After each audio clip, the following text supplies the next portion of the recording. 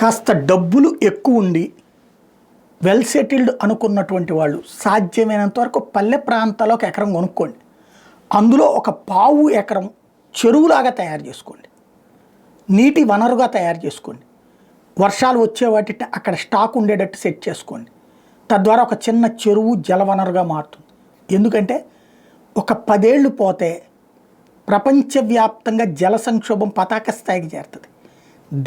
దేశాలు జలాల కోసం కొట్టుకుంటాయి. బ్రహ్మంగారి కాలజ్ఞానం నిజమవుతుంది.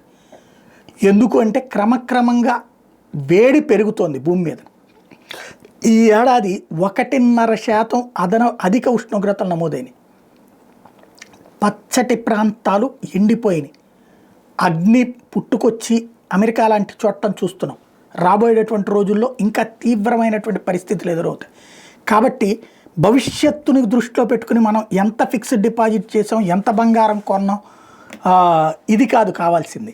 భవిష్యత్తులో మన బిడ్డలకి మనకి కాస్త మంచినీళ్ళు దిక్కు రావాలి అంటే ఇట్లాంటిది పెట్టుకోవడం బెటర్.